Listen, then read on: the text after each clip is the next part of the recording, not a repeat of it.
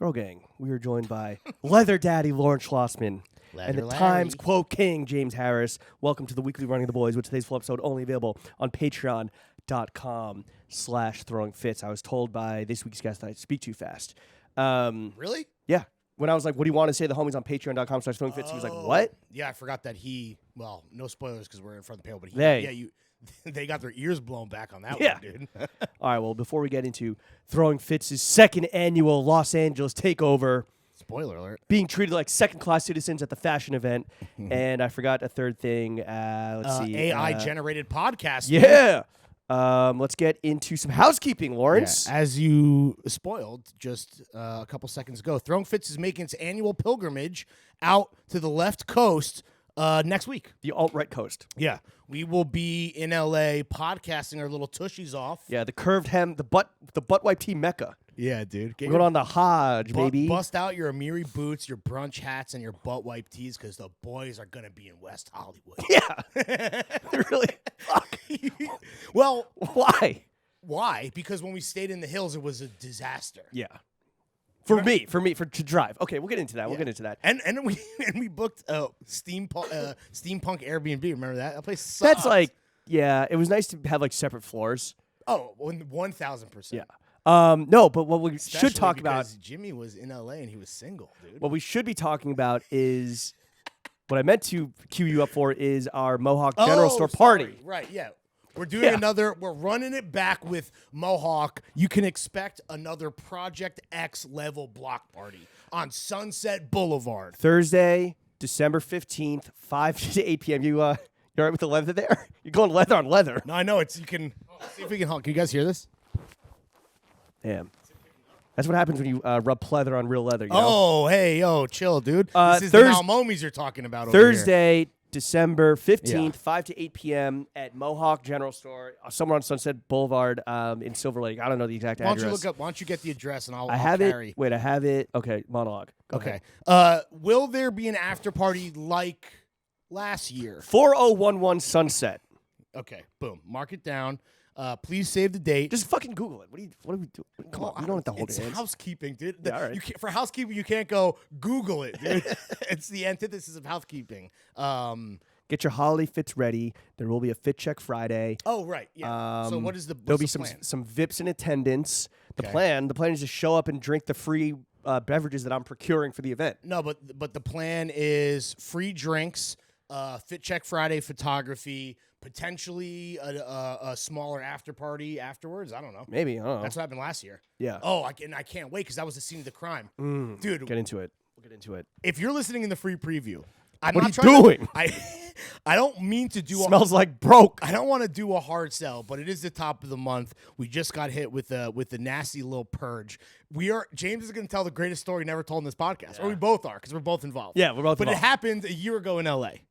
14 months ago at the first annual which is LA how you know pilgrimage. it's good, because it's going to be fucking drama. Yeah. Potential fisticuffs. It's been marinating in 14 months of steam. Onda, dude. Yeah. Oh, there will be Onda. Yeah. There will be Recess. Working on the beer and the liquor sponsor, Mulholland Distilling. I'm not sure exactly what liquor they do.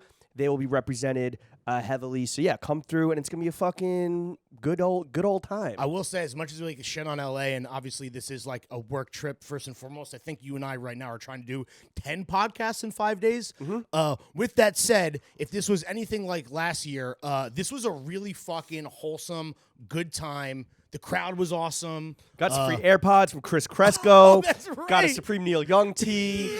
There was gifts. The boy Grant from Town Dust hit us with some free shit, and we ended up collaborating with him on Mr. Porter. Yeah. So like, if you're a small upstart brand, come sell yourself to us. I think we've mentioned this before, and I love. I love an elevator pitch from someone in the Throw Gang. Like, I want to know what you guys are up to and how we can potentially help each other and make sure that it stays a two-way street as we prefer. With that said, I don't like being given things that I then have to carry the rest of the night. That's tough. Dude. If someone has like a little bring a bag, if someone has a tote bag brand, come through because we gonna be toting. If you make Johns, find out if there's another dude in the Throw Gang who makes totes, and then fucking Voltron for the block party. Team up. And then everyone wins. It's synergy. Anyway. That's going to be fun. LA, I mean, we're starting to lock in the meals, the wheels. Yeah. and the steals, deals, and automobiles. But yeah, the roster for podcasting should be a nice little spread. So last time we went, we did a fashion guy in Buscemi, a food guy in Matty Matheson, and a music guy in Benny Blanco. And obviously, all these guys do other stuff, and they're all legends in their own right. I think we're going at least twice as hard, and I think the range will be as wide ranging and as hard hitting this time around. Yeah. So I guess I forgot about that. Benny was last year, so it's been 14 months of me and Benny Blanco just DMing each other. Suck me. Yeah. That's just the extent of our conversation. Can we spoil the one person who canceled on us, or does that make us look bad? No. Why would you? Also, you love to expose. You love to hype up a guest and then have them cancel on us last minute. It's the Larry curse. The Larry curse. No, but this is someone that. Well, I'm not. Listen, I've already said too much. You said way too much. We're still in front of the people. Okay. So yeah. Okay. That's housekeeping. Main event: Mohawk General Store party Thursday. 15th anniversary. No. It's a holiday party. It's not their 15-year anniversary. Holiday party. Yes. Come through in your most festive fits. Thursday, the 15th, 5 p.m. to 8 p.m. Pacific Standard Time. Mm-hmm. Sunset Boulevard has never shone brighter. Okay, fit check. Yeah, why don't you start us off, buddy? All right. I was wearing our Legace Birkenstocks with artwork done by Legace's in-house artist, Hank. Shout out Hank. Hank the Bad Man. I got on Luso Cloud waffle knit socks. Nice. I got on some vintage Levi's courtesy of Leo. What's his last name? Gamboa. Leo Gamboa. From the house of Levi's. Oh, I got to hit him up about setting up that we meeting. are for sure coming through the house when we're in LA. House, baby. I didn't realize that it is like crazy, crazy rare VIP status for like the Travis Scotts of the world. Oh, the Travis Scotts of the world. The LeBron Jameses. Yeah. And apparently us. We might have to sneak in from the back of the house. Sure. The back door. Our Legacy borrowed shirt up top, nice and billowy, and wearing an SK Manor Hill robe coat where I performed surgery before going out Saturday night and breaking my month of sobriety. On the way to 3 holiday parties, I performed surgery with a steak knife and just cut off the double-breasted button, made it single-breasted, and I like the way I looked. You DIY corrected the DIY gone wrong. Yeah. Collab with your tailor. Yeah. That they fucked up. Or not, because Wazine is the official tailor of Throwing Fits. Shout out Right. Wazines. This is just the local guy. Yeah, and then the Sunnies were Aquila. Nope. Aquila? Nope. Aquila. What are you talking about? That's what it is. Oh, okay. Yeah. So what do you think it was? So you were just doing an offensive Japanese accent on It's not the R? offensive. Shout out to your man. Oh, the U.S. men. Are you okay? Not that the U.S. men's national team is out, man. Fuck. I thought it was... Fuck. The boys. This was our year, man. Boys! I thought it was a winnable game, so I'm like kind of disappointed. But ultimately, just another excuse. We are the U.S. I was kind of embarrassed on Sunday. You should be. Me to figure Saturday. out. Was it Saturday? Yeah. Was no, it? It was Saturday morning. Yesterday. It was Sunday morning. No, it was less embarrassing because it wasn't the USA game. Oh, it was Friday. Wait. It was Saturday morning, bro. I was on my way to breakfast. Damn, you're right. How fucked up were you at 9:30 in the morning? But it was embarrassing to be like, yo, hold on, I gotta exit the bar so I could FaceTime you to talk about Fuck, this man. fucking Swatch Pantone we're working on. Fucking soccer. The footy. It's called It's called soccer. Fuck! It was winnable, dude. It's called soccer. I was pissed, but I was like, we are the U.S. All right, you're done The now? mighty, mighty Also, can I say U.S. something? This is the fact that you're reveling in the fact that you're a hater and you are literally like out alone on a limb, and the entire audience right now is listening to you make a fool out of yourself. It's just amazing that how much U.S. men's soccer are you gonna watch between now and the next World Cup? 0. Fuck, man. I'll be watching Premier League like a fucking true head, bro. I want to see that good shit. There you go. Anyway. Exactly. That good soccer, good footy. And there's SK Manor Hill robe bunch coat. of USA guys that play in the Premier League. So. Oh, Puslik, man. Come on, man. Fuck. Should have had that. Should have had that. Go on then, man. What's your underwear? Hanes boxers, and I forgot to wear all my jewelry. All right, next. Sipping on Diet Coke from last week that you got me, and Greenpoint's finest. A little Lucy. I wore my new brown, olive, crinkly, beautiful cameos to the crib. I have on. Thank you for telling me that you're going to wear them. I guess you don't have to because, No, because you can. Yeah. Well, with home field disadvantage, you wear whatever you want, and then I have to get dressed around you. Like most things in our shared life, you have to work around me, unfortunately. But it is it is what it is. Yeah. I am wearing. It's not a weight joke either. I'm wearing white rodeo socks. When Larry sits around the house, he sits around the house. Okay, all right. I have on Très Bien Everywhere leather pants. They're back. The last time I wore these I played into it, but that was a good roasting. That was maybe my favorite roasting. What, when I I said did you like looked that, like, I did the Kanye fit basically. Oh. With sambas. But Now you just look like you're celebrating St. Patrick's Day at the gay bar, which is ironic because they don't like the gays. they don't. The Yeah. Irish Americans, not the Irish. The Irish you're- love the gays. Well, your dead grandmother could attest to this. Yeah. Very homophobic. Yeah. Also, It was a different time. It was a It different was 2015. Totally. Yeah. R.I.P. you dead bitch. I am wearing. Do you remember when I came on the pod after my grandma died like 2 days before, and you dropped a R.I.P.D.B.? You have to. You have to. It would be disrespectful not to. Yeah. I am wearing a White Rodeo moleskin Western shirt. Tucked into the leather. I have. And I wore a vintage Carhartt Detroit jacket. I got Metalwood Studios. How's the fucking dome piece? How's the mud butt? No, it's not. Well, it's hot in here, but It's always hot in here. But just outside, it's fine. Yeah, it's crisp But they're wintry day. they're warm pants. I mean, like these are definitely fall, but really winter pants. Rollie on the wrist, wedding ring on the fingy, New York Adorant in the lobe, Hanes Supreme boxer brief, sipping on Greenpoint's finest. Let's do the show. I think we. Wow, that was a quick fit check. Oh wow, Jerry just texted me back. Oh, what do you say? Damn. Here we go. All right, so we This is asked a live guest booking. All right, so I hit up my boy Jerry Lorenzo. You might have heard of him. He does a little brand called Fear of God. You met him in church. We tried to book Mike Amiri. He didn't cancel. He didn't even He get back did to not us. read the DM. So then we went down the list and we hit Jerry. He said, "What's good, man? I'm in Italy this week. Maybe slammed closing the year out, but down to in the future soon." What about next week? We're not in LA this week. No, I know, but I don't know if he necessarily. Okay, that's a brush off. He parsed through my very specific text. Let me see. So I don't want to read the text, but I just want to see. Oh, this is the first time you've ever texted him. No, because I texted him last time I went to LA and he never got back to me. I think I just deleted the text chain. You were just embarrassed No, I'm not. by him not getting back to you. When I literally sent this 11 minutes ago, Yeah. we expected him not to hit me back. What I'm saying is I wanted to just see your text history with him. If it was all blue and like a few whites. Oh, no. What is embarrassing is that you were privy to another guest booking that I was running point on. Normally, you do run point on a guest booking, or like maybe it'll be group chat. It is kind of rare that like I would run point, but I was running point, and I did send the person a one-sheeter of the podcast, which I was like, wait, that's kind of stupid. Like, you only send a brand a one-sheeter. He probably was like, this is a bozo move. Hopefully, we still book the person, though. You texted me, should I send the one-sheeter? And unfortunately, I was getting a 2-hour facial with lots of You were on Jimmy time. pore extractions. Oh, really? Yeah, it was mad painful. Like in a good, beauty is pain. You know, you're talking to a big fan of the pimple popping Reddit. So what were we getting, like blackheads extracted? Was it set? She basically Anything good? It was like the first half was great, and it was like very like relaxing and just like creams and rubbings and like a tool that was like kind of like sanding my face down. Nice. And I was like, she took the belt sander to your dome piece. yeah, and I was to the visage, and I was like falling asleep and shit. It was like so relaxing. Hell yeah. And then she just puts on like fucking like. It is gonna be distracting every time.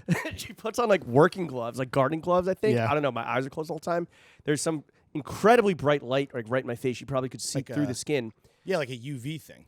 And was like popping literally every single pore in my nose, like one at a time. Like pore, like shit, like down here. Damn. Like you underneath the bridge. do you have a blackhead problem normally, or? I definitely have like mad shit in my nose, and I'll like squeeze it out. It's satisfying, but like, intended. I don't really care that much. But she Yeah. was like going in and like fucking pushing down on my gums. How much does a 2-hour facial run you? A lot. Oh yeah. Like, and I got fucking bamboozled and upcharged and everything. Is this Sue Young's place, or is this? No, this is different. But and then she was like basically. I thought she was just taking out like ingrown hairs, like 40 of them. But I guess it was just like taking shit out of my like individual pores. Anyway, I would have said don't send him the one-sheeter. Yeah, but you did. You would have said. Well, I panicked and I was like, "Fuck it." He's like, "Fuck oh, it, we ball." Well, the person, oh, cool. The person who made the intro, who I won't put him on blast, but the pod would be very familiar with this guy. And he did us a solid. Shout out to that person. I don't think he's the kind of guy that has the time to be like, let me explain who James and Lawrence are. It was just like, yo, here's the vouch, and let me put you in You know what I always do? You know what I'm saying? Because the one-sheeter, anyone can make a one-sheeter and like make it look good. And shout out to Sean for making a one-sheeter. Ours is fire. It's good. I always send the New York Times and the New Yorker profiles. Just be like, hey, look, we're actually like legitimate. And it's not about like that person's never going to read them. It's just like peep the headline. It's legit. I did not send them the most recent time that I was quoted in the New York Times. No, don't spoil this. We're still Oh damn, this is further down than I thought. Okay, yeah. Sorry, what were you saying? Well, are you the you're not the kicker, are you? No. No, your Am quote's I? good. We'll Let's save see. it for when we're talking about the fucking. Did you meet Whoopi? No, I just flicked her up. I was too shook. Okay. Anyway, yeah, let's do the show. I guess you want to do this. Okay. So we're not. So shout out Jerry, dude. Hopefully we can get Jerry on the pod. But yeah, so James and I have decided that instead of we've been podcasting now for like 7 years. It's time to retire. Yeah. So we just we have an AI script that we're gonna read every week now. We're just doing we're just paying for AI. Yeah, my friend Bill. AI's hottest item of the week. My friend Bill, who's like very up on like weird like tech shit. Does he still work at? Beep. Yeah. Okay. Shout out Bill. He gave an AI prompt to I forget what it's like the playground, like Open AI Playground. Write an episode of Throwing Fits podcast hosted by James Harris and Lawrence Schlossman. And I was playing around with this, and I couldn't get.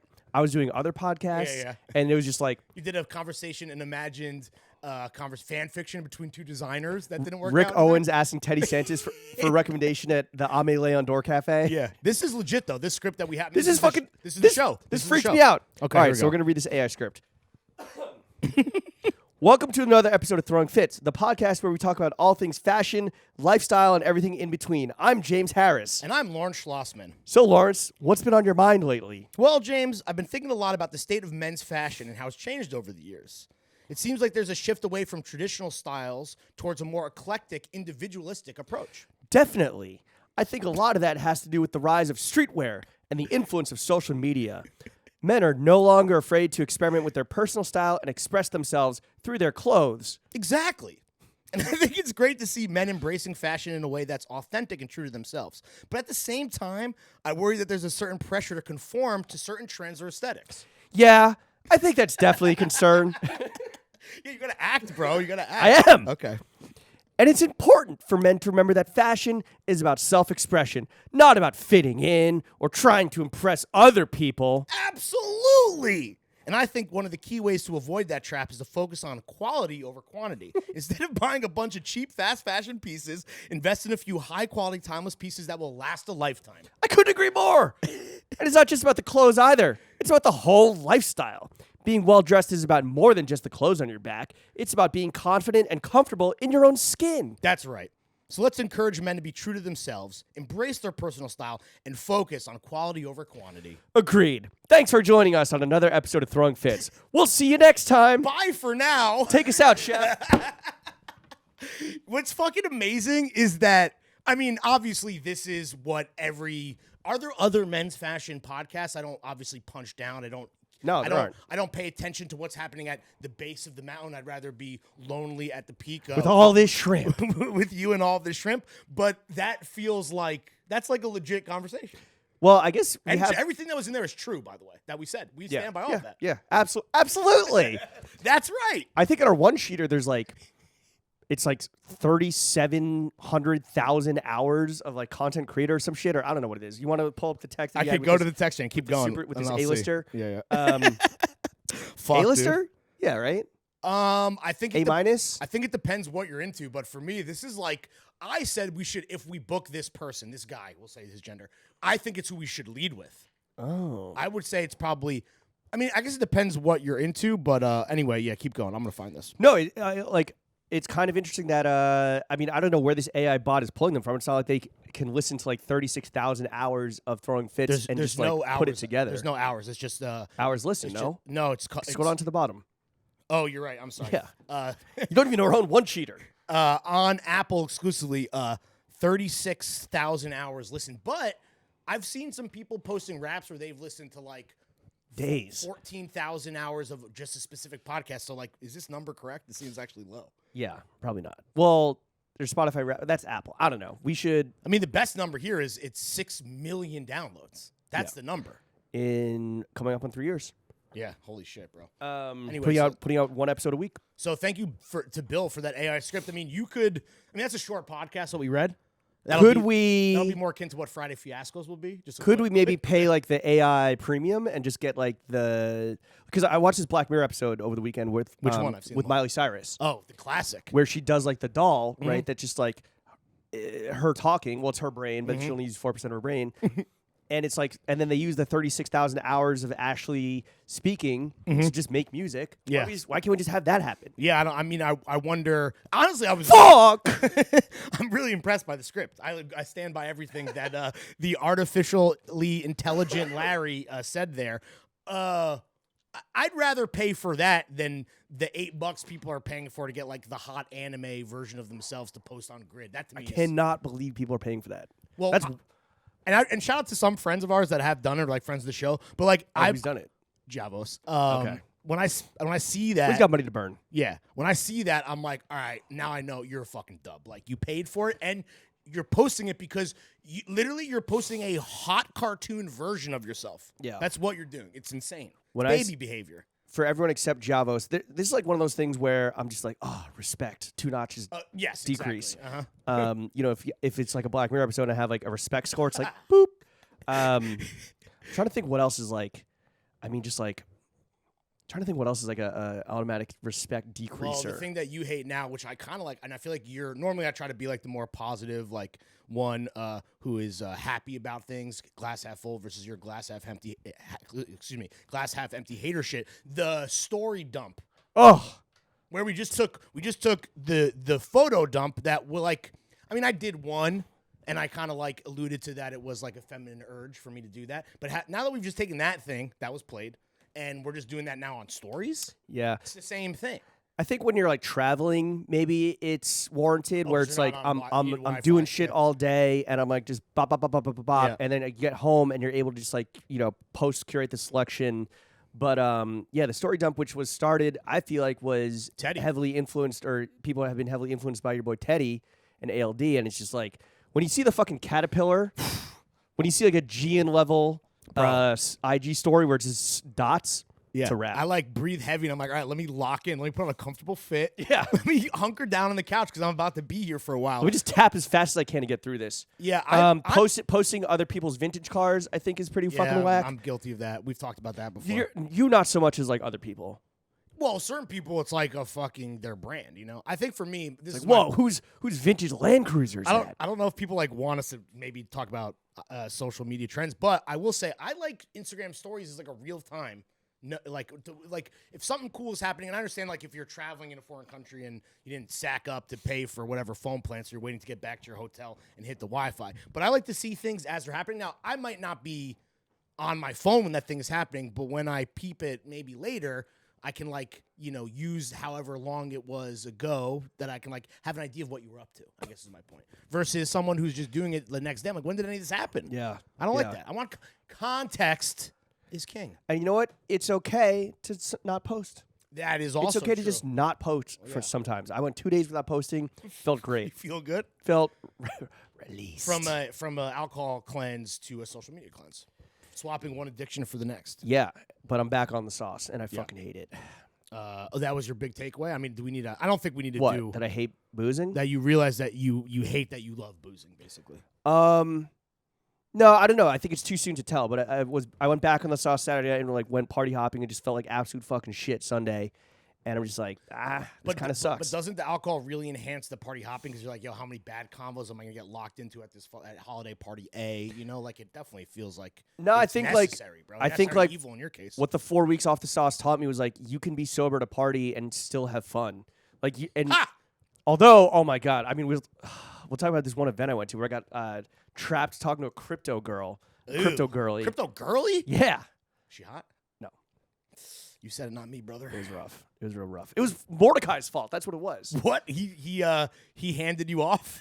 We'll get into it when we talk about this Birkenstock event. But yeah, talk about travel. Yeah. Got this LA trip coming up, baby. Mm-hmm. Oh yeah, so what is this is like the behind the curtain cool guy, what are we getting into? Well, I think versus the come to this party? I think last time we had some mistakes, right? There's so much nap time built in.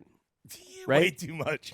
I mean, honestly, a healthy amount, which wasn't so terrible. I mean, we ended up doing 4 pods if you count the boys only and 3 guest pods, and I feel like we really could have gone harder on the guest pods. And we won't be doing a guest. Oh, we will be doing a boys only in LA. Oh, fun. The first day we get there, or the first day we're there together. Yeah, so we'll have nothing to talk about. Yeah, we actually should have saved this for next week. Yeah, God damn it. Okay, anyway.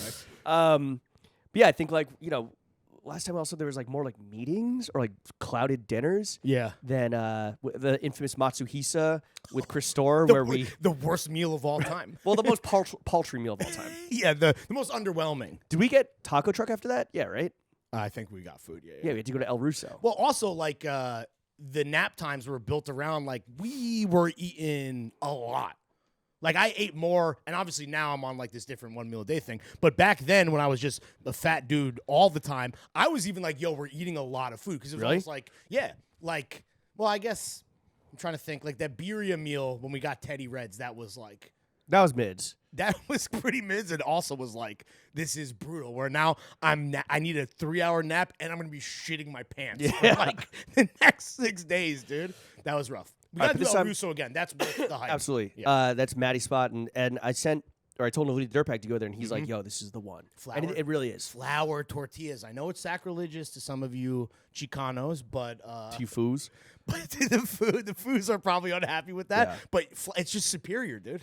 They It is just do better. it right. It's facts. We're staying in an apartment, not in a house. Right. Because it's like, yo, we need parking and we need to like be not up in the hills, so it's like a 20-minute drive just to get to the fucking like liquor store Yeah. or like in your case or cigarette store, like Sure. a Diet Coke store or whatever. I'm telling myself I feel like I don't want to smoke because I know that. Really? Because I'll be. Yeah. I'm I don't know. Well, I don't know if we have a balcony, so you might have to like go to like take the elevator like 20 flights down every time you got to smoke. I really am at a point now where like I want to test myself and see if I can exercise some self-control.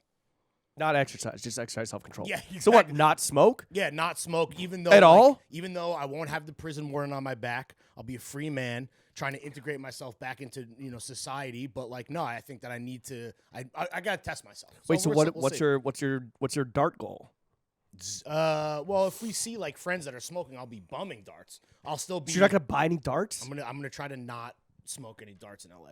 100%. What? Like on my own? Yeah, I know. You don't think it's gonna happen? No. When you get there Sunday night, Yeah. I wonder if we have a balcony. I don't think we do, which kind of sucks. Yeah. I'm sorry, I should. But also, that was an oversight on my part. But also with that shit, even when we stayed in the hills, that was like they didn't want you smoking on the balcony either because of the potential fucking forest fires. yeah, So it was kind of like I still had to like go outside, like out front rather. But. yeah. We're staying in a fucking Airbnb in WeHo. So yeah, get your brunch hats ready. Get your place looks nice. butt wipe tees ready. I haven't really looked at it. Oh, really? You just booked it? I sent you like 6 things on like, what do you like? And you're like, I like this one. I was like, all right. Also, like what we learned last year, and this is really like obviously no surprise, but like when you book on Airbnb, like you have no idea what you're actually getting for the show. No, absolutely not. That's Most literally Airbnbs. the roll of the dice that you get when you don't stay in a hotel. I mean, the only reason why we not doing a hotel is because we need a space to pot. Yeah. Like otherwise, it would. At this point, it's like Airbnb between Airbnb and hotel. Like hotels are. Yeah, seemingly better. At least you know what you're getting. And the cost is not even that different. I wonder if anyone, because last time Maddie potted with us at the crib, and then we did the boys there. I wonder if anyone will take us up on the offer. I think it's easier to have a podcaster come to you. With that said, I do know that certain people do not want 2 complete randos just in their crib. Yeah, it happens to me every fucking week. It's great. Yeah. We got the whip secured. We didn't have to. Did we rent a car last time? Yeah, you got right? that Ford Escape or some shit. Really? Yeah. It was like an SUV, no? You got like one of those crossover, like a small SUV. But we upgraded to the big body. Bro, This is sick, dude. shout out to Sean. We got the Cadillac Escalade Sport Platinum. Is this through the plug? Yeah, it gets a whopping 16 miles per gallon. Yeah, I wonder how much we're going to be paying in gas. $300. Honestly, we should keep a running tab. Well, one, it's an expense, I guess, right? Yeah, but also I don't think it's nice. I feel like we felt pressured to use the rental car because we were paying for it. Not having to pay for this, I think, will be nice, even though Ubers are more expensive now in LA. But like, because now you can you don't have to not drink if you're taking the whip out, and you can't drive, I can drive. but you get car sick. Oh, that's one thing we could have talked about was our day with Eric. Oh yeah, We went to Eric Emanuel's fucking Willy Wonka Shorts awesome. distribution center. But you were just like, oh, yeah, like, make sure you don't get car sick, like, kind of shitting on me in front of Eric. And it's like, I only get car sick if I'm, like, in the back of an Uber and the driver's, like, going fucking ham and I'm playing on my phone. I'm pretty good in cars, generally speaking. You just have built up this weird narrative that I travel like an infant. you hate taking cars home because you're like, yeah, I get car sick. Well, I will say in New York, I stand by this, and you should agree as a lifelong New Yorker with a lot of experience. The train is faster 9 times out of 10. Not late at night though. when there's no traffic. What am I like afraid of getting? Becoming an SVU Try main to- character. just gotta Like, get no. As the Asian person, I'm scared. As the white man, you should. Oh, I guess as a Jew. Yeah. Yeah. All right. Yeah. And the nose knows, dude. The nose tells all. Stop Anyway, Jewish hate. I'm hyped. No, I'm hyped for when you sent me that. The pic of the big body. It's what is it? A platinum? What is it? It's like The fucking Caddy Escalade Sport Platinum. I'm out here like ludicrous in 2004. Although I was kind of like, yo, can we get like a smaller car, please? Like this shit is so unnecessary. Yeah. It's the size of my apartment. We're gonna be sporty and rich, bro. We're gonna be the platinum sport fellas. Dude. Well, thank God we're not in the fucking hills because navigating that shit in the big body, whew, not fun. What's the title? Platinum sport? What? Is the title platinum sport? Sport Platinum. No, but I know, but like it sounds cooler. It should be platinum sport, dude. As the title of the episode? Yeah. I guess. I mean, you love titles that have nothing to do with the fucking Yeah, dude. It sounds rich and sporty. I mean, the Grail direct deposit hit the account, so your boy's out. Yeah, there. so take a fucking Uber and just put your phone down, or take an Uber and get in the front seat. Yeah, dude. I get to live before I have to pay taxes. I'm like just living like 1 week as a rich guy. Do you remember when Lyft? Feels nice, by the way. When Lyft was like, yeah, when you get in, you have to like sit in the front. What? Why? Early in Lyft the days. front? Yeah, because they're like, oh, like treat it like a communal like social thing, and you can like talk to the driver. Gross. Yeah. That's so basically set him up so he gets a worse rating. Get out of here. Lyft. When was if I sat in the back while you whipped me around in the fucking platinum sport? I'll make you car sick. Yeah, to teach me a lesson. Yeah. Dude? Damn. Okay. Well, that'll be fun. What else we got going on? Like, oh, I'm gonna try and get 2 tattoos. This to me, by the way, like I don't know if you were purposely withholding information, but when you mentioned that to me literally a half an hour ago, I'm like, that seems a bit excessive for To get 2 tattoos? Yeah, just get one. Because how long are the tattoo sessions? It's a lot of time devoted to just a thing for you. I think it would be, well, you don't have to come. Yeah, but what? You can go see your friends. Yeah, Do you have friends out there? I do. You have colleagues. But I will say, like, some of the people I'm definitely going to see, I feel like we will be seeing together. And then, I don't know, whatever. Anyway, my point is like, I don't know. I went and sat on the last appointment.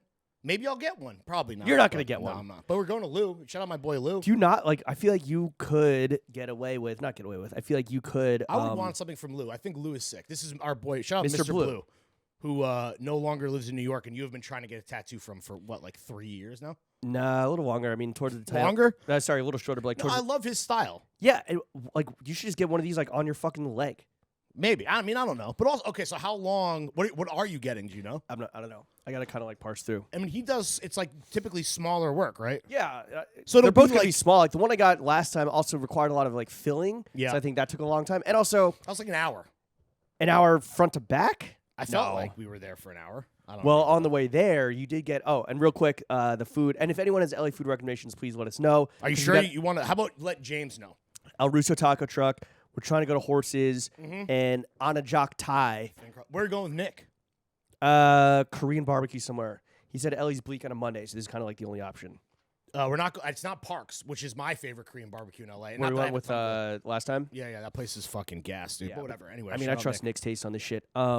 But no, so last time, wait, are we talking about this? Oh, yeah. So we're talking about the, This is going to take up the whole, wasn't there other stuff to talk about? no, I mean, You want to get right into the greatest story never told. yeah, and then we got these 3 other topics. Can we go a little bit longer, too? Sure, why I not? would love to get back to $19,000 on Patreon. Greatest story never told. You received the text that put kind of the bow on it on the way to Goosack to me to get a tattoo Yeah. last time. Okay, Are so you going to Tarantino? We're starting at the end. Yeah, We're gonna work exactly. away. you could say the N word and I'll show my feet. All right, the greatest story never told. This happened All last names year. will be changed. We're not All even names will saying be redacted. to protect the all innocent. information, all identifying information will be withheld. This is such a fucking petty. Just because at this point it's just a great story and there's no reason to like re-raise the beef or anything. No. But okay, so last year when we were in LA, Mm-hmm. right, and you're in your upstairs room beating off, and I'm in my downstairs room Facts. beating off, and I just start like DMing with this girl on IG. a cutie pie. Yeah. And we see Confirmed. that, and it was like, oh, what's up? Oh, let's hang out when next week when I'm back in New York. All right, cool. See that there's some Uchis, Some Uchis. right? One of whom we see later when we throw our Mohawk General Store party on October 13th, 14th, 15th, whatever A it was. borderline homie acquaintance. Yeah, and they were at the party, our party. Our the party party was fucking kicking off. Yeah. Everyone was having a grand old time. This was like weirdly, I guess LA's kind of like COVID's over, we back outside moment, which we'd already had in New York, but LA for some reason was like always a little behind the 8 ball in everything, but especially And this. the greatest compliment we could have potentially ever gotten paid about this party was everyone said this feels like a New York party. Yeah. Well, we're on Sunset, so that tells you exactly what to expect this time. But you and I were like fucking, we're shaking babies, we're kissing hands. having a great. By the way, everyone is having a good time besides this individual who brought cursed vibes to the party from the jump.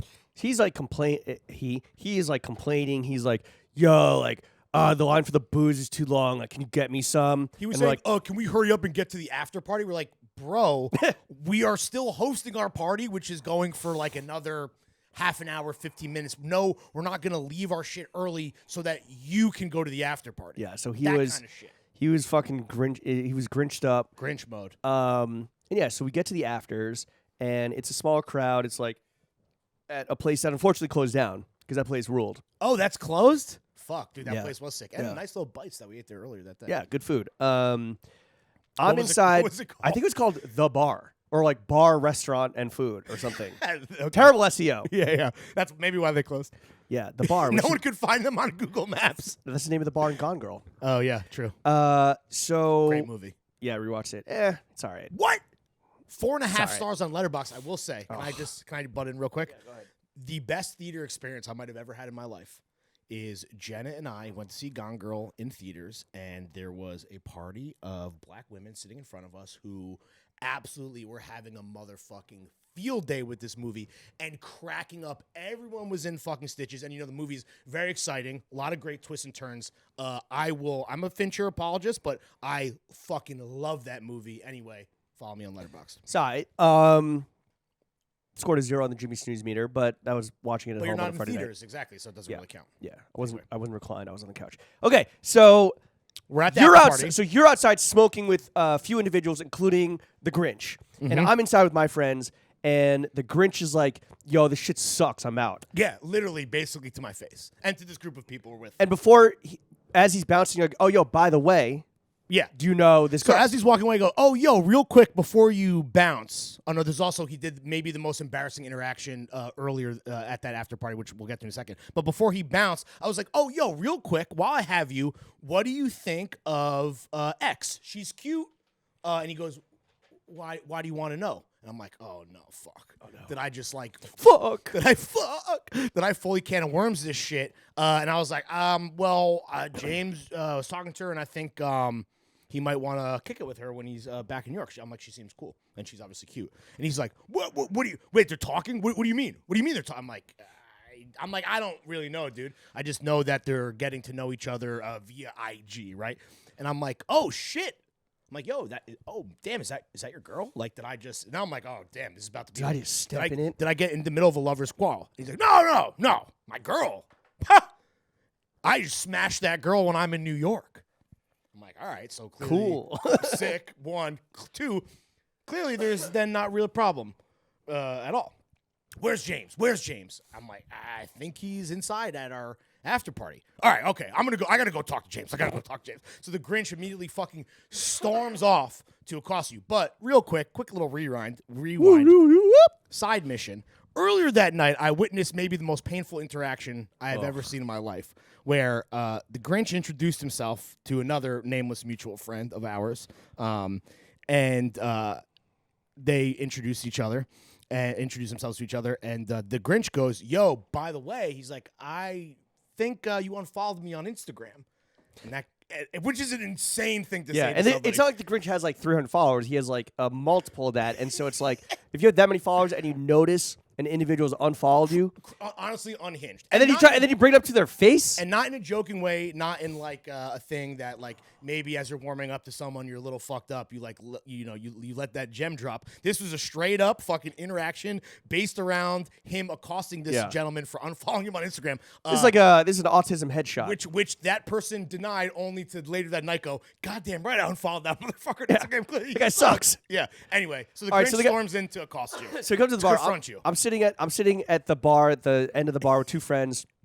One of them is my allowed gay man, And the Grinch comes up and he's like, "Hey man, I heard you're talking to X," and I'm like, "Yeah, she seems cool. Like, oh, you do you know her?" And he's like, "You can't be talking to her, man." And I'm like, "What?" He's like, "Yeah, you can't be talking to her." I'm like, "Oh, sorry. Like, is she your ex-girlfriend or something?" Yeah. He's like, "No, we used to fuck." And I'm like, "Okay." And my loud gay friend, who's like, my two friends are looking at this and they're both like, "What the fuck is going on?" My loud He's making a scene at a crowded He's making a bar. scene. People are just like, "Huh?" My loud gay friend is just like, "Can you speak up? Not everyone can hear you fucking having this meltdown right now." Yeah. By the way, everyone outside in the smoking section who obviously saw him freak out and storm back in is just watching also through the glass. It was like watching a monkey have a tantrum in a zoo. Well, there's definitely like a disturbance in the force that I Yes. think everyone started noticing. Like the cursed vibes were now like at the end of the bar, and there's some sort of like confrontation happening Cursed that was vibes transplant. out of the ordinary. That the cursed vibes were rippling across the place, and he's like, "We got to go outside." I'm like, "Am I about to fucking fight this noodle of a man?" And the bar, like, it was like kind of like a long rectangle, and one end of the bar, where like the smoking area, was all glass. So he and I go outside, and everyone can now see this, and everyone's kind of watching, and I can feel like eyes on me. So you were like, okay, we can go, like, at least have this conversation like away from this mass of people. I forgot that happened. Yeah, yeah. You so, humored him to some degree. So, so I'm like, I'm about to fight this guy. Yeah. Okay. Touche. And clearly just whoop his ass and stuff his giant head up his skinny little rump. It is amazing knowing who this story is. Yeah, about. yeah. Anyway, so whatever. he's like stomping. He's literally stomping Yes, around and like circling me and pacing. He's like, you can't be talking to her, man. And I'm like, look, is she your ex-girlfriend? No, we used to fuck. Do you like her? Yeah. No, we used to fuck. I'm like, so what's the fucking issue? Yeah, dude. And I guess in his mind and in a lot of High like school brain. in a lot of like high school brains, it's like, oh, like calling dibs on a girl. Yeah, it's insane. Whether you want to fuck them or like you already hooked up with them and like they're yours and now they're off limits. That's fucking crazy. And like really pretty misogynistic. 1,000%, dude. So I'm just like, what do you, and I'm just kind of standing there and I'm like waiting for him to like swing on me. What are you trying to accomplish right now? I'm waiting for him to dude? swing on me. I can feel everyone behind us like looking around as this guy's just like stomping him. Soccer, man. Truly a grown man throwing a public temper tantrum. Yeah. It was insane. I loved it. And I kind of like had an out of body like bird's eye like sky like the sky cam. 50,000-foot view. Yeah, like the ESPN like spider cam. Yeah. Just like You went third person in GTA. yeah, exactly. I was like, this is incredible. Yeah. And he's gonna swing on me, and then I'm just gonna like kind of just very easily just like wrestle him down and beat his ass. Yeah. And not that I wanted to. I was No. like, this is what's gonna happen. So it But ends it's with called I will perform my duty. yeah, exactly. It ends with him just being like, and also let me just say, I am not friends with this person. I've interacted with them a few times in a professional capacity, and that is it. I've never been hit up to like hang out or hit him up to hang out or anything like that. I definitely was the closer of the two of us with this. Yeah, person. but even then, it's like No, you guys, again, okay. I said borderline homie acquaintance, right? Yeah. So he proceeds to like repeat the same, like, you can't be talking to her, man. We used to fuck. I'm like, I don't care. He finally ends That with, means nothing to me. yeah, I'm about to fuck her too. I'll fuck anything. Yeah. Do you know who you're dealing with? Well, I have a couple points to make here. One is that the thing that he kept alluding to that really blew my mind, especially as someone who's trying to like call dibs or claim a girl for whatever reason, is that he was disparaging this woman so blatantly and publicly, being like, I don't care about her. Like, I just used to fuck her. Like, it was, to me, it was like almost going out of his way to disparage this poor woman, which I was like, this makes no By the way, he's a fucking very sense. cool person. It was like, Absolutely.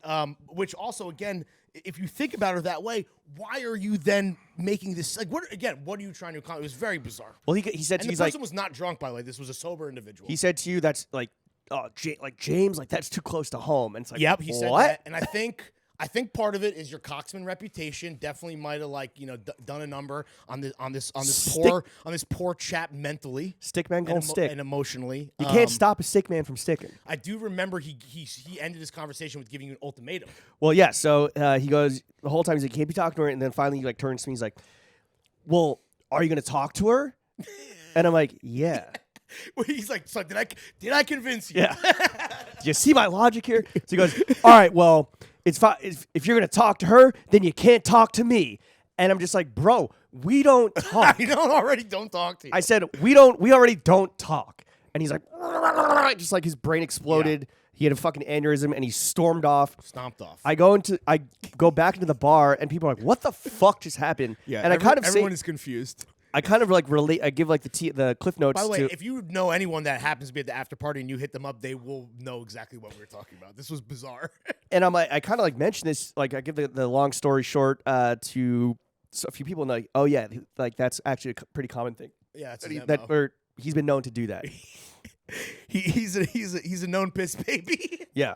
He definitely pisses his Pampers quite often. Yeah. So the next night, Pampers. so the next morning, we're not done yet. I text the lady who's at the center of this, who's unknowingly at the center of this. Unfortunately, yes. Just like the continuation of like whatever conversation we're having. You knew, speaking of disturbance of force, you knew that he definitely immediately like called her or hit her up for sure. Well, no, I didn't know. Oh, that's why I thought you were almost like, let me do some preemptive. Let me do a preemptive reach out. No. Damage control. So I just texted like just the conversation we were already having. Yeah. Don't hear back. You top me off with a little bit of agua. Don't hear back. I then see that she has unfollowed me.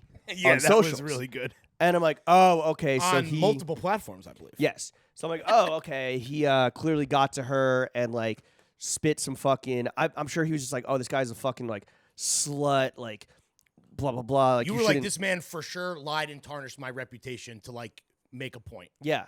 And turns out that I guess he did something of that sort. He at least like contacted her and like ranted and raved to the point where she was just like, fuck this.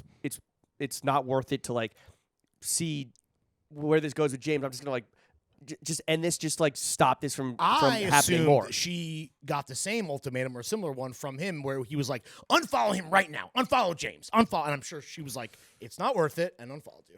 Well, I texted her. I was like, hey, okay, so I'm sure that the Grinch hit you up. Like, if you want to hear my side of the story, would be more than happy to talk to you about it. Like, if not, all good. Like, fine, whatever. She finally responds with a screenshot of my text to her. And I'm like, okay, she took a screenshot of our conversation and tried to send it to that dude. Yeah. So I was just like, LOL, wrong person. I think this was meant for the Grinch. Haha, like, see you later. Yeah. In the moment, not that I'm not Team Jimmy, and I obviously, if there ever was a time it was this case, that was hilarious to me because I was like, oh, you're getting fucking dunked on in another group chat. Yeah, so I'm potentially. I'm just like, I'm like, all right, fuck, whatever. Yeah. And then she's like, OMG, I'm so sorry. I meant to send that to my friend, not to you. And we believe her because we know her and she's a sweetheart, and she definitely was probably just using that as evidence to just prove what was happening in this scenario, what was happening in this story to like probably a girlfriend. Yeah. But in the moment, I was like, oh, damn, I know. dude. I know. Woo, she got your ass, brother. I was like, damn, they circled the wagons and I'm fucking out. And that's dead in the water. But I was like, that's fine. I'm not like, oh, I had dibs on you. Right. I had dibs on that pussy. Yo, imagine you were a psycho on the level of the Grinch and you... With that screenshot, you went nuclear mode. This thing could have unfortunately gone south real quick. Thankfully, I respect all women. Yes, you do. Okay, then what happened? Then we're later that day. We're driving to get a tattoo from my guy Gusak. I stand with Ukraine Gusak. Shout out you. He's Ukrainian. Yeah. And you get a text from the Grinch. So this guy, the Grinch, clearly still thought that he could play politics and somehow like ultimately get what he wanted out of the situation, which is literally just like to have you not talk to a girl that he apparently has like no feelings about whatsoever. But he hit me up, and this is someone who again like doesn't really like hit me up to like hang out. Like the person came to support us at the event, which is cool, but I didn't necessarily expect this person while I was in LA to like inquire about my plans and see what I was up to. But turns out he thought that was a smart move. So the Grinch hits me up. He's like, what is my favorite half of Throwing Fits doing today? And I was like, all right, well, me and James. It's like the only half of Throwing Fits I like. Yeah, or whatever it is, right? Exactly. The only half of Throwing Fits I like. I'm like, well, me and Jimbo are going to get a tat now, and then whatever we're doing later. I think we had dinner plans that night, and he was basically like, trying to turn me against you. Where I don't remember the exact text. I probably could find it, but he was like, let me know if you're around and available. Like, we should hang out. I'm like, bro, you never motherfucking asked me to hang out. Also, you just embarrassed yourself. Yes, and yeah, I wouldn't be hanging out with a fucking loser like you. But it was literally the most shameless, obvious, pathetic, childish attempt to drive a wedge between TF. And I'm like, what is this? I am on a business trip. That was honestly the most bizarre. That was probably the most bizarre aspect of the whole thing. Is that he's like, hey, like, you should ditch James and come hang out with me. Literally trying to like prove a fucking point. It was very bizarre. And I believe that is the end of the story. Yeah. Now- I mean, like, so me and the girl, I was like, we never ended up meeting up. We never ended up hanging out.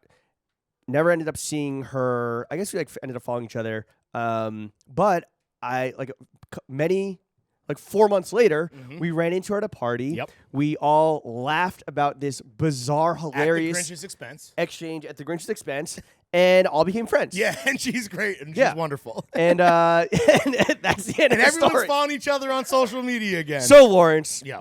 my only ask of you is please don't wear these leather pants in LA because you might have to fucking throw hands, and I don't think these have much give. Yeah, I do find You're not going to be able to grapple in those. I'm trying to think, like, I think I've had interactions with this person since then. And it's one of those things where I don't think we've, like, even necessarily talked about this because this person is delusional. I would expect, though, that this person... Do you guys still... You guys haven't talked, right? Did this person ever follow... Didn't you say this person that he ended up following you back again? He unfollowed and then refollowed me later on. Yeah. I don't, like... Again, what I'm saying is I don't expect to see this person in LA in a week. this person is not a part of my life. So, like, I don't... And the world that we, like... The world that we occupy is, like, Jimmy and Larry... is to me like fake enough. Like I'd rather just fucking let the AI scripts take over, right?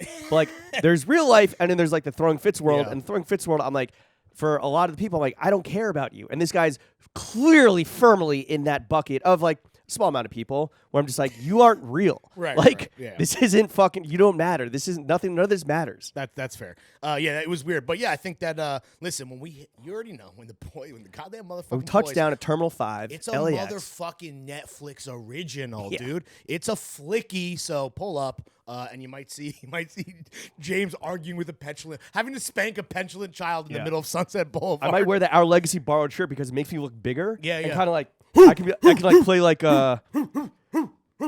I can play like Toro with the bull where like they're swinging over here, but it's all shirt, baby. It's all shirt. Yeah, it's like those birds that like puff up to make Yeah. themselves look bigger. No, it's like when you fight a bear, you get big. Well, don't rip the shirt there. shit, thank Yeah, that would have been bad. So anyway, that's the title of the episode is The Greatest Story Never Told. That'll fucking get the new patrons in the fucking seats. There we go, baby. Yeah, It's a lot of so anyway. typing when we post that link on IG story. I'm trying to remember if we debated because it was hilarious and embarrassing for this person more than anything. But I remember you and I kind of being offended and pissed and like, I don't know if we debated exposing this person on the show and like talking about it when it happened. But it's nice. All I'm saying is it's nice to share this story publicly in an acceptable because we're not trying to be petty, dude. I never wanted to expose this person. Yeah. Because like, why give them airtime? Why continue that like one-sided beef? Oh, and this you know? motherfucker needs no help. I promise you that much. True. Talk about people that do need help. The GQ Fashion Awards came Let's out bring today. them up. All right. So we're not in Fitties season just yet. Give us a couple weeks. And the Fitties are... Which, by the way, I feel like best ofs are getting early and earlier. Like Spotify Wrapped coming out in November. Which rocks, bro, for us, because then we can fucking pilfer these. But it's crazy. Like 11/12ths of my Spotify is what made my year end. It is. Well, it was at the end of the month. So, but yeah, 11. But also, 11, like, 12, there's so 11, much 12, music dropping in December. Yeah. That I feel like I think best of lists of the year have already come out, and it's like December 5th, and it's like, I'll see the headline couch that goes the best blank of the year, and then it's in parentheses so far, and it's like that's in like June though. That's 6 months into the year. I just sent you one for sneakers. We won't say who put it out, but like it was complex. But they did a so far literally 2 weeks ago. In November, bro. I sent it to you. Yeah. Wow, that's fucking stupid. Unless it was their AI social media team running back a post that did come out in June, but I saw it posted as if it was like a thing. But anyway, or like the preview image is like, they just updated the existing article to give it more juice because it already had the SEO. It might have so been the updated, preview image or header was still like cache is like so far. Right. I will say that in terms of the only award show that matters at Fitties and how we do it here for all the new patrons, because it really is the most wonderful time of the year because we get a lot of great content. We do a Critics' Choice Awards with the core four. With the core four, where me, you, Chef, and Chuck talk about our personal favorites in a wide variety of categories. I don't know if you still have them up. Or is that even too much? Is that like saying even too much? The categories don't change.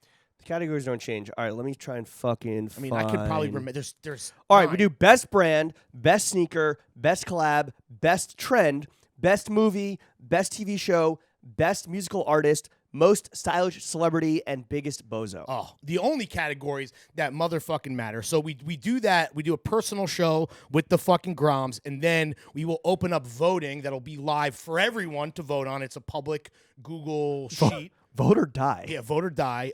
And honestly, the amount of people that voted, this was the 3rd annual Fitties. Tens of thousands of people voted last year. And it's only getting fucking bigger because our profile has only fucking grown in the preceding fucking 12 months. With that said, that'll happen towards the end of November, and then right at at the end of December, and then right at the dawn of 2023, you and I will drop the results show where we work through things. The winners and losers as chosen by you, the customer. And we walk through that with a fine-tooth comb, all the fucking stats. It is a sabermetrics nerd's wet dream. And that'll drop early in January. So get ready. Anyway, GQ did their 2022 Fashion Awards, and James and I just wanted to make fun of them on the podcast, so we're going to go through them. Yeah. Also, everything's MOT, Man of the Year.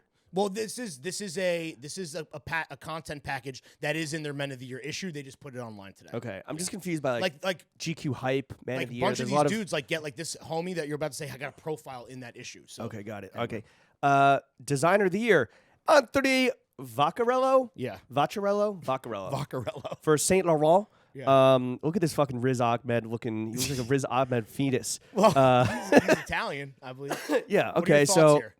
What's your take? I guess, but I guess Saint Laurent does these like really buzzy, like the set design is always crazy, Destination right? fashion fashion shows where it's like that everyone who contributed to this list was invited to and got a free vacation out of. So exactly. There you go. Did they just have one in Giza or was that Dior? No, it was Dior. Okay, so but they had one in like. Where the fuck do they have one? It was in I was gonna say Egypt, but no, it was in racist. Yeah, fuck. That is Morocco, Marrakesh, yeah. Marrakesh. It was Marrakesh. Yeah. Which honestly, an hour plus ride outside of Marrakesh. Damn. Yeah. So they fucking. And it looked unreal. Yeah. But it is like kind of this like and look, I do, and this was a point that we didn't make last week when we were talking about like Balenciaga and Demna and Gucci, Alessandro. It feels like. What Demna, Alessandro Michel, and Daniel Lee all had in common before he got booted from Bottega is that they were all hired from like within the company. Yeah. They weren't like big names that just get like shuffled around. Right. You know, which feels like even though they now have become the big names. That now this is like the generation that will get shuffled around. And yeah, I guess this guy, where was he before leading Saint Laurent? No, I think he just never did menswear, but he worked for Eddie, but I could be wrong. Okay. Yeah. Who wears this? Who wears this? Lucas Sabat? Like. Yeah, the only time I've actually ever, because my thing is this, right? I always gave this guy in my own mind a lot of credit because talk about impossible shoes to fill. He's a French bulldog. Fucking sick. When Eddie Slimane took over YSL and made it Saint Laurent, he like basically created a brand out of a brand.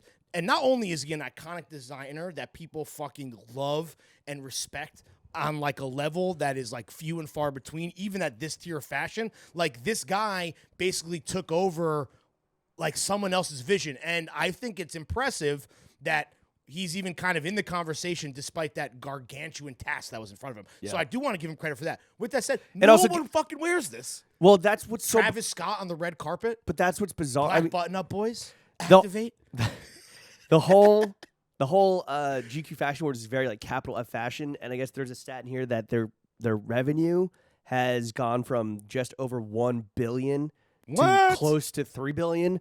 So people are buying it, but it's got to be all like it's got to be all bags and women's wear. Yeah, and shoes. It's got to be. I really have not seen any like even on Instagram, which is not real life, where you see people wearing the most absurd, outlandish, and niche fits that you're never going to see in the street. I still don't even see this. I will say I do like that it's not fucking logoed out like brazy. Prior to Saint Laurent, let's give credit where credit is due and be legit. He was at Versus Versace. That's what he did. He was the CD there. So he went from the most gaudy, audacious fucking brand to like more understated, muted, like all black shit. I do like that it's not like all logoed out. No, but Versus also is more like this kind of like skinny black jean, but you have a cape. Yeah, like I don't know. Anyway, I guess like YSL, they spent their advertising dollars, at Conde. Well. So and honestly, congrats to Anthony. And shout out GQ. Like if you want to be a thought leader, they are picking someone that like nobody else would give this amount of credit to. Even though, like I said, I do think this guy deserves a credit for what he was able to kind of like pull off, like stick the landing. But this guy's not going to pop up on like any other list. So like shout out to GQ at least in that regard. I don't know. I guess. I mean, they're zigging where maybe and not that. What capital of fashion other designer would be in the conversation? Like Kim Jones. right? Yeah. Like, Well, when you think about the Fitties, we always put like it's for the throw gang. So like Saint Laurent isn't on there. Like we'll have like Balenciaga will be on there. Yeah. And they're gonna lose. yeah. Which is awesome. But like, that's my point. Is like this guy's not popping up on any fucking list. And shout out GQ for at least being like, maybe they're making a bold prediction. It's a bit of a style swerve. It is a bit of a style swerve. All right, moving on. All right, collaboration of the year, Adidas X Everyone. Kind of a cop-out with Adidas collaborating from like Balenciaga, Gucci. Wales Bonner, fucking Sporty and Rich. Dude, Prada, Daryl Brown. But yeah, again, it's like, they collaborate with everybody, but like, this doesn't. I forgot that they collabed with Prada except for the fucking shoes that like Rocky wore, right? Yeah. I didn't even know that they did fucking With windbreaker the pockets, jackets with and like shit. The Coke pocket on it. Yeah. You can't be by the way, this is collaboration of the year, not collaborator of the year. There can't be, this is, to me, is unfair because, so which one of the Adidas is the collaboration of the year? You can't be all of them. This is a cop-out. And even though... Well, I will say that the one... I don't want to completely disqualify them because collaboration of the year, Throwing Fits X Everybody. Yeah, true. Because we collab with a lot of brands. I don't think we should put ourselves on the list because I'm afraid when that list opens up to the public of people trying to purposely dance on our grave. Well, I think it's also like... And it's also like self-serving. So. But it's also, it was 13 different collaborations. Yeah. I'm just talking Mr. Porter. No, I know. Did we do any other collaborations in 2022? Was Chex in 22? I think Chex was last year. But also, we're not putting ourselves on the list. So. All right. I don't know what honestly. Well, I have some. I don't want to spoil what I would actually think of this because here's the thing. I love Palace for the exact same reason where I think every collab is really strong. With that said, when we do the Critics' Choice Awards, I'm gonna pick a specific collab because this is unfair. It's just like being like, well, the Supreme Gucci collaboration of the year. Which one? So to me, this is another. Gucci Adidas is kind of the only, as far as I can like remember from my fucking drug-riddled brain. Seems like the only brand that it wasn't just like a reimagination of like the tracksuit. When they did what I mean? the three-stripe triple S that everyone thought was a bit that actually dropped in the Balenciaga thing, like that I think proves the quality of that collab, which was dog shit. I like the Gucci Gazelles. I'm sure you probably think they're fucking so stupid for $800, but I really do like that sneaker. They go with your leather pants. And you already know the Wales Bonner. I'm a fan of. Anyway, Adidas, good year, but to me, that's GQ has to do better. Yeah. All right. Look of the year.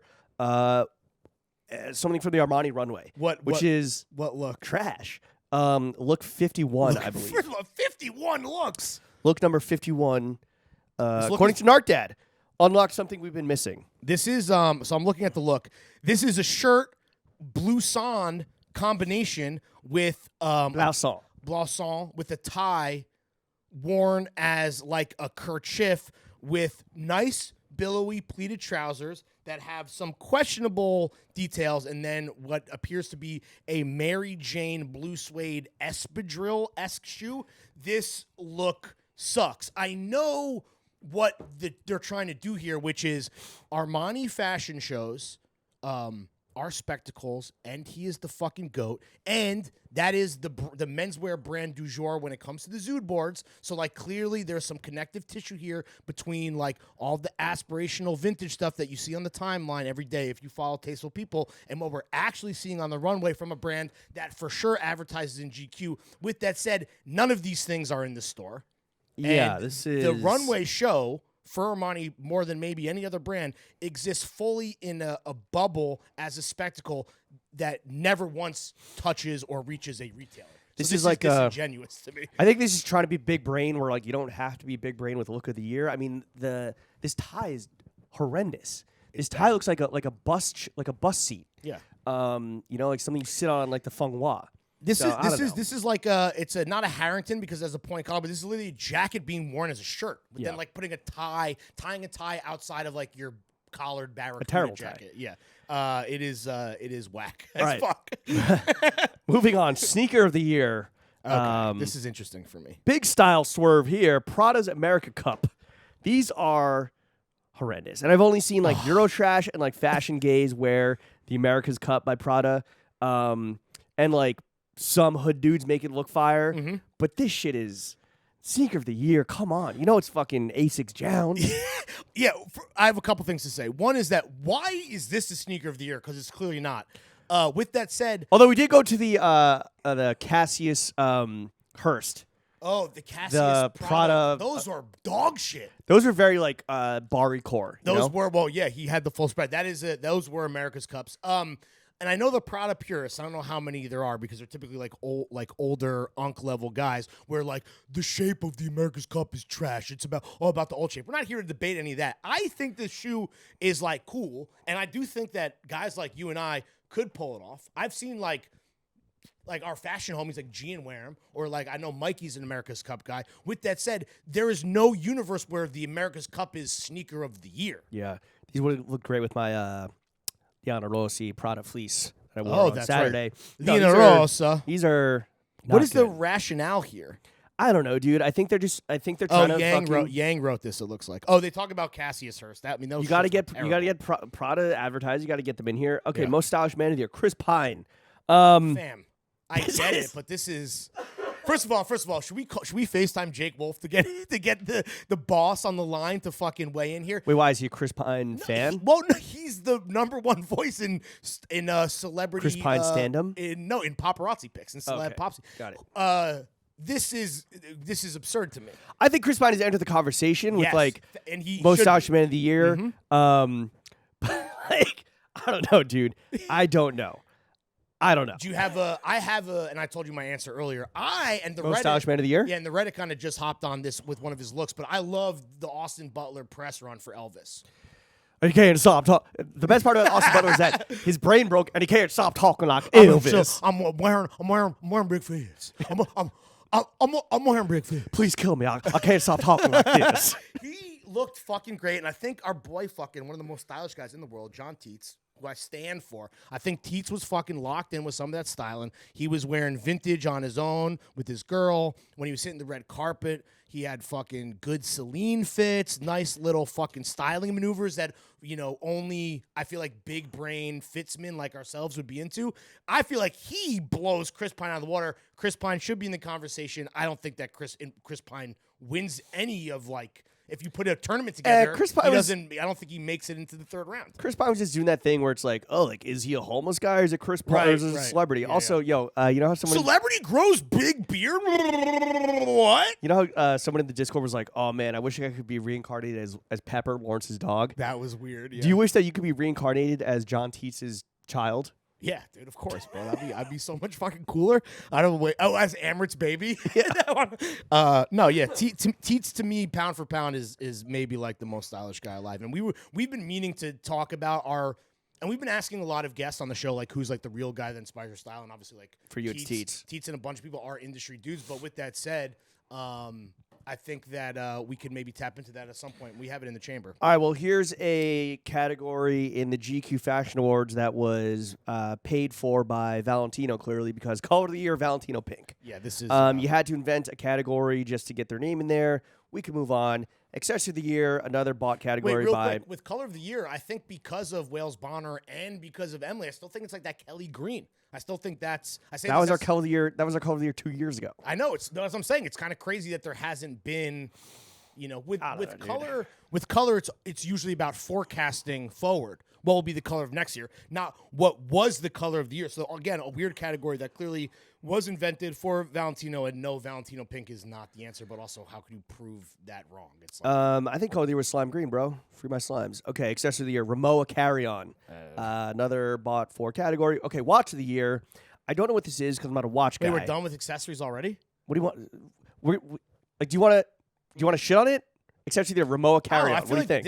It felt like this is Larry being Larry, but don't you feel like you saw more like Western belts from brands, not even just like clone shit? Oh, okay. So sorry. So you want to give your winners of the categories? But by just saying Ramoa Carry-On Accessory of the Year and moving on, I feel like we got to give some context. Yeah, I also have a doctor's appointment coming up that I would love to not miss. Okay, all right, keep it going.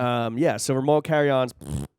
Watch of the Year, Omega Swatch Speedmaster Moon Swatch. This is they nailed this. This was fucking mayhem. So what was there were lines? It was a $260 watch sold at Swatch. Mm-hmm. What's the cheap guy here? What's the expensive guy here? Swatch is the cheap guy. Swatch is cheap and Omega's expensive? Yeah, so this watch that it's based on is basically their most popular model, which is like in terms of hype, like it's at Rolex, it's at Steel Sport Rolex watch levels of impossible to buy the Moon watch. Like you can't get it at retail. So this collab was supposed to be the Moon watch for everybody at an affordable price point that was available, but it was if you think the watch market is like approaching sneakerhead levels of fucking bozo hype behavior, this was kind of like the proof in the pudding. This was out of control. It was riots. But I thought it was sick. For real riots? Watch guy riots? And I think the watch is sick, and I thought the colors were fucking dope, and I think this was they nailed it. They just needed to make more or do a better job of like distributing this to people that actually wanted it. How much are these going on the secondhand market now? I don't know. You can look it up. I'm sure it's absurd. For a plastic fucking quartz watch. Honorable mention watch of the year, Brick Watch Co. As you already know. All right, store of the year, Blvd, LA. I haven't been here. No, should we go? I guess it's fucking huge. It looks fucking sick. I have seen 1 billion influencer selfies with people that when they go to LA, they stop in and let everyone know that they fucking when you come to LA, you better check in with Blvd. Yeah. You better check in.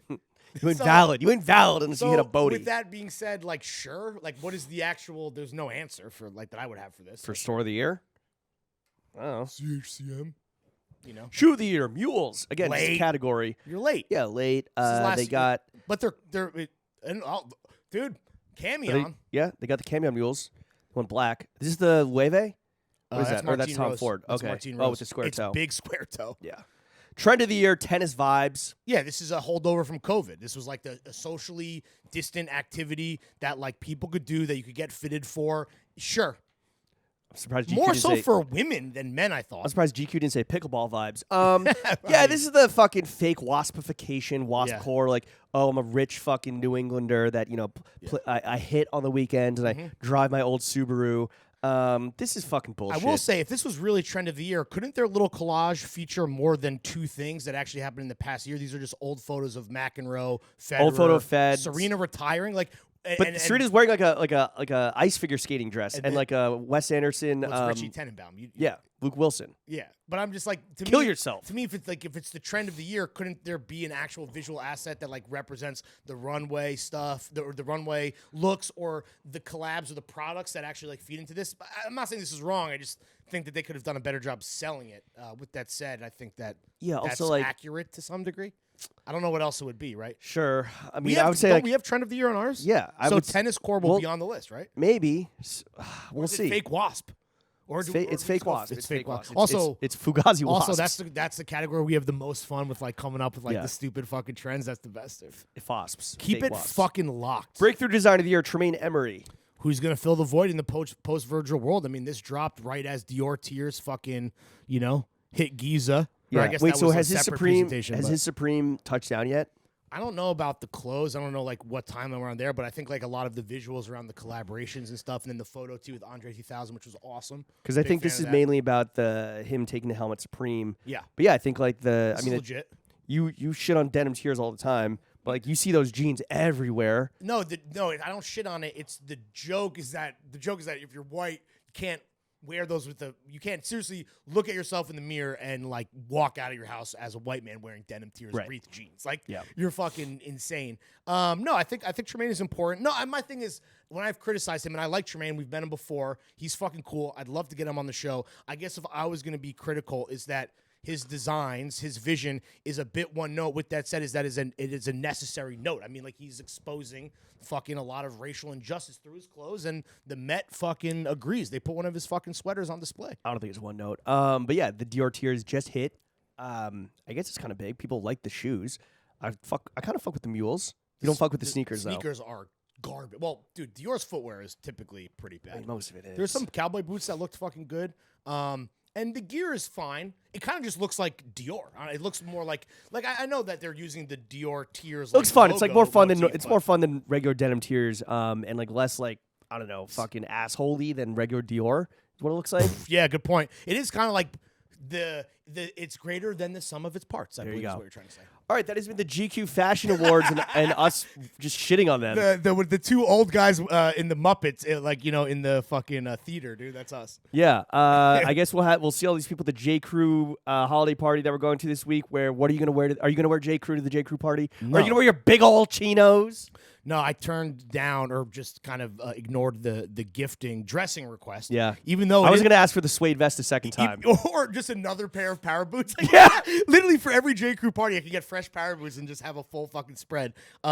No, but I will say, normally, speaking of the whole Grinch story, the greatest story never told, that is now the greatest story ever told.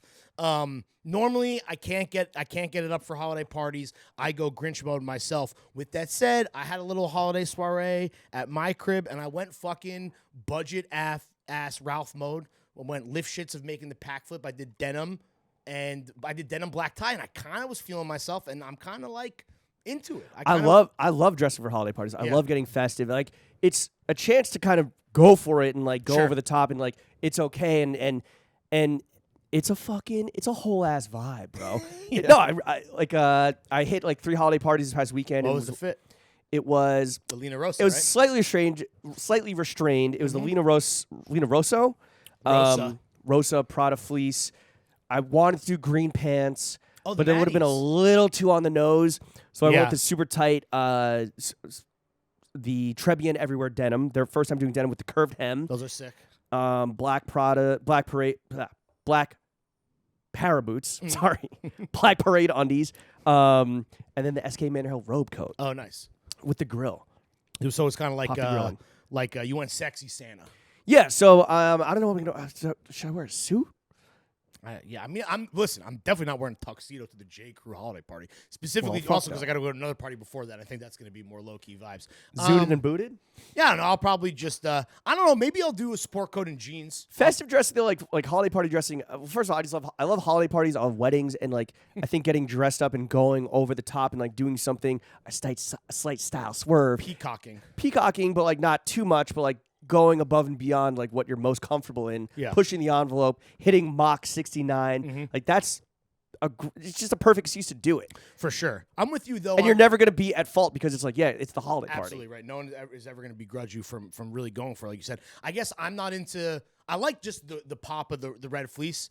With the green pants, you're right, it would have been like way too much. And I guess that's my beef with holiday dressing is that certain people go for it in a festive way that it's, and this is not me being like a Grinch ass hater about all holidays, which I am. To me, it's just like that is less interesting than like putting together something like that isn't holiday specific, but is nice, that is like a little out there. So yeah, maybe we'll do some cowboy boots. The thing is that's my point. I guess I'm trying to but like something like that. For me, like going like blazer on denim would be like festive holiday, but then doing that at a J. Crew party, it's like wearing a fucking band tee to the concert. You know what I mean? You're right. It's a bit, I guess, on the nose for even if it is like new J. Crew. Even if it is like a E.G. Bedford or whatever. Like J. Crew brand of the year in the convo. It's gonna be there, but it's definitely too early. I think people are finally getting their hands on it since it's now all on sale. Yeah. Do you think the it's funny when the Google sheet gets in the hands of the mouth breathers to see like what crazy, and this is why we do a whole episode dedicated to breaking down the results because it is fascinating. But I can see J. Crew for sure. Well, first of all, we should say ALD has won back-to-back. Is that going to continue? Who's to say? I think with the closing of their store, temporary closing, and Brandon's working hard on it, he assures me, they might have lost a lot of the juice of just like having that like scene on Mulberry. Of literally fucking spinning the block every day. Yeah, and like I guess the New Balance stuff, like the ALDs went crazy last year, right? They're still around, and we're getting ahead of ourselves with the Fitties. We're getting ahead of ourselves with the Fitties. I just with J. Crew, you're right. Maybe dude, because I kind of wanted to run back that my poor man's Ralph thing. But that's why when I went to their Fashion Week shit, I purposely wore like more fucking streetwear, because it's like if everyone there is gonna be in like suiting separates, tweed ass motherfuckers. You went from the creek to the streets. They're gonna be in crew core. They're gonna be in crew core. Fake wasp ass shit. So I don't know. We'll see. We'll keep you guys posted. I did feel like a fucking second class citizen, severely underdressed. Right. We need to get to this. Which is bizarre because it was a Birkenstock event. This was a week ago. You chose not to go because you were feeling under the weather or something. I had a headache. Okay. And I was like, yo, will you hate me if I don't go? And you're like, no, I don't give a fuck. I'm going anyway. So yeah. I almost did Which go, apparently but was the right call with how you were treated. Well, like fucking shit. It was okay. A few things to note here. One is that everyone. It was like very much like the Birkenstock CEO was there, and that was like a big fucking deal. This was This was at Cipriani downtown. It was at Cipriani downtown. Everyone was dressed up, and I was like in just like a t-shirt and like a jacket. I forget what I was wearing exactly. a cheapy like down jacket. You wandered in off the street looking crazy. Yeah, like a hat, whatever.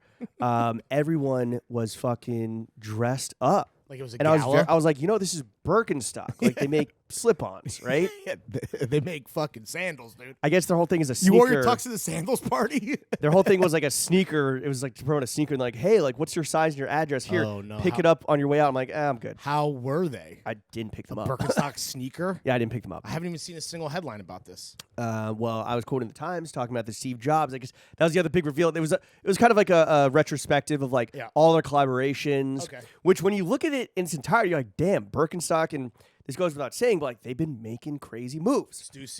Stussy for sure. I met the homie Fraser, big brand director Stussy. He was a fan. He tried to dap me up while I tried to shake his hand. It was kind of awkward. He was in like that's a tough scene, dude. He was in all Stussy Lagace. I'm like, bro, we like dress similar. Yeah. Dude, we should be like, did we just become best friends? We just got best friends. He's like, yeah, I'm too busy this week to hang out. Yeah. But what was crazy was, I think being at an event without you, it was hard to be like, oh, what's up? We're throwing fits. Yeah. I'm not going to be like, hey, I'm a co-host at Throwing Fits. I'm like, hi, I'm James. Sure. And they're like, what do you do? And I'm like, I had this podcast. And I was sitting next to the fucking bells of the ball, Gian and Noah Thomas, who like did a collaboration with Birkenstock as the Mule Boys. Was their mule in the retrospective? I believe so. That Blue Boy, which is a great shoe, by the way. I believe so. Yeah, fucking fire. I thought Gene was wearing them, and he got them customized. He's like, no, these are Manolo Blahniks. I was like, oh, those are more fire than yours. Jesus Christ.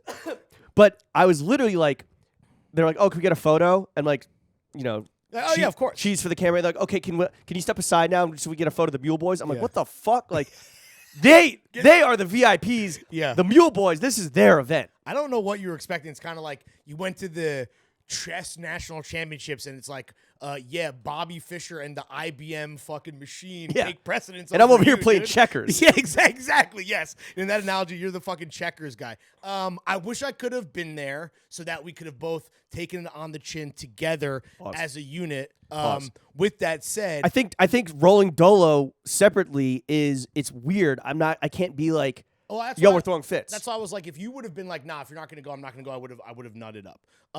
With that said, my favorite genre of tales for you to weave are ones where you get embarrassed publicly at events. So I'm kind of, when you relayed this to me, it was a little delicious, but I think it's kind of shocking that Burke would invite us and then treat you like second-class citizen. It was crazy. Like second-class citizen. I missed coat check. This coat was mad warm for the cold outside, but I'm sweating bullets underneath my fucking hat. Where like everyone else is in like a suit, like a nice, all Germans too, by the way. And they come up and like I'm standing there with like Gian and Noah, and they come up and they're like, oh, Gian, this is my colleague. Gundolf from, he does like whatever brand partnerships at Birkenstock. And then I'm just sitting there, I'm like, I'm just sitting there like, and Gian's like, oh, this is my colleague, James Harris. I'm like, colleague, what the fuck? And then I get stuck with the fucking, Steven Glansberg of the Birkenstock team. Damn, you couldn't even be my friend. Trying to make James Harris. Trying to make small talk with the fucking with Gunther. With Gunther, who I can't understand a goddamn word he's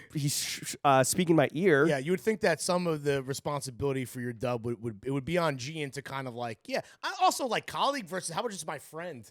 But whatever. But also sound better. But I was also like, damn, this is Gian's night and Noah's night, right? Like the Mule Boys are in the building. They are at the Mule event. Yeah. GQ's shoe of the year? Yeah, and then they didn't even mention the Mule Boys. What the fuck is that? Well, do they also view them as a competitor? Maybe. Like they do us? Oh yeah, that's a funny piece of information. I don't know if we want to. I think we have. Oh, we have said that. But either way. It's nice. Anyway, it's funny. It's nice to it was funny, and it's nice to see you make it out alive. And hopefully, it doesn't damper your holiday spirit to hit up all the parties that we're hitting up this week before we go to Los Angeles. Yeah. This has been another episode of the only podcast that matters. Fuck. The World Cup. The USA's at the World Cup. I thought this was our year, boys. Your soccer fan complaining impression sounds like a guy busting. Oh fuck. We are the U.S. The mighty, mighty U.S. Shut the fuck up. See you guys next week.